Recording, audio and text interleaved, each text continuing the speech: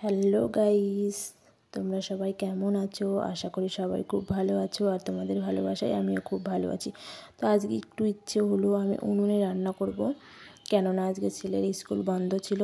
ওই জন্য আমি গ্যাসের উপরে ভাত আর প্রেশার কুকারে ডালটা সেদ্ধ করে নেওয়ার পরে উনুনটা ভালো করে মুছে নিলাম, কেননা অনেক দিন রান্না করা হয় না, ওই জন্য নোংরা হয়ে গেছিলো। ওই জন্য আমি ভালো করে উনুনটাকে জল দিয়ে মুছে নিলাম। নেওয়ার পরে রান্নাটা করব। কী রান্না করব তোমরা দেখতে থাকো। প্রথমে ডালটা করে নেব, ওই জন্য কড়াইটা বসিয়ে দিলাম।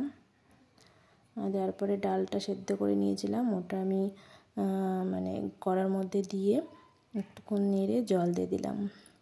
দেওয়ার পরে নেড়ে একটু হলুদ দেব, হলুদ দিয়ে একটু নেড়ে নিলাম। কি বলো তো বন্ধুরা, তো সবসময় তো আমরা গ্যাসেই রান্না করি, তো বেশ ভালোই লাগছিলো আমার উনুনে রান্না করতে। তো আমার মতো কার কার ইচ্ছে করে এরকম উনুনে রান্না করতে একটু কমেন্টে জানিও। তো আমি উচ্ছে ডাল করব, ওই জন্য ডালটা আমি ঢেলে রেখে ওর মধ্যে তেল দিয়ে উচ্ছেটা ভেজে নেব। নেওয়ার পরে একটু হলুদ দেব, হালকা একটু ভেজে নেব। হালকা ভাজা হয়ে গেছে, তারপর আমি এক পাশে সরিয়ে রেখে এর মধ্যে তেজপাতা লঙ্কা দিয়ে পাঁচফোড়ন দিয়ে ভালো করে হালকা করে ভেজে নেব। আমার তো বেশ ভালোই লাগছিল উনুনে রান্না করতে, অনেক দিন বাদেই রান্না করছি। এই অনেক দিন আগে রান্না করেছিলাম, আর সবসময় ছেলেকে নিয়ে ছুটতে হয়, ওই জন্য গ্যাসেই তাড়াহুড়ো করে রান্না করতে হয়। তো তারপরে আমি ডালটাকে সোমবার দিয়ে লবণ দিয়ে দিলাম।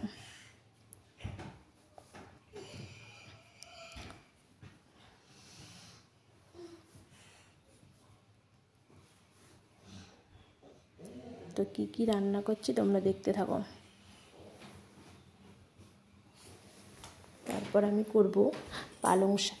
পালং শাকের জন্য আমি বড়িগুলো ভালো করে ভেজে নিলাম। ভাজার পরে ফোড়ন দিয়ে লঙ্কা দিয়ে আর আলু দিয়ে ভালো করে ভেজে নেব।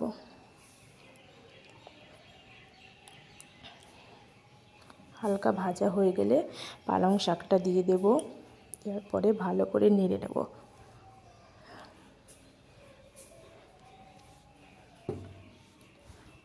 ভালো করে নেড়ে নিয়ে এবার হলুদ দেব, হলুদ দিয়ে পরিমাণ মতো লবণ দেব, দিয়ে আবারও ভালো করে নেড়ে নেব।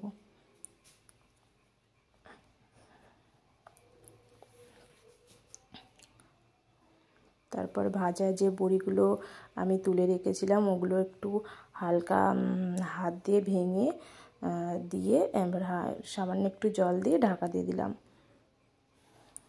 তো এরকম উনুনে মাঝে মধ্যে রান্না করতে কার কার ভালো লাগে বন্ধুরা, তো প্লিজ একটু কমেন্টে তোমরা আমাকে জানিও। তো আমার তো বেশ ভালোই লাগছিলো। তো পালং শাকটা হয়ে গেল, হওয়ার পরে নামিয়ে নিয়ে এটা কি বলো তো বন্ধুরা, পুঁইয়ের ফলটা ভেজে নিয়ে একটা ডিম ভাজছিলাম, কেননা আমার ছেলে মাছ খেতে চায় না বা ডালও খেতে চায় না, একটু ডাল আর হলে হয়ে যাবে। তারপর মাছটা ফ্রিজে ছিল, ওই জন্য ভেজে নিলাম। তার এবার দেখো ডাল এবার পুরো কমপ্লিট হয়ে গেছে আমার রান্নাটা। গরম গরম ভাতে স্যালাডের সঙ্গে মেয়েকে খেতে দিয়ে দিয়েছিলাম, মেয়ে তো খেয়ে বললো মা ভালোই লাগছে। তো আমার মতো কার কার ভালো লাগে উনুনে রান্না করতে।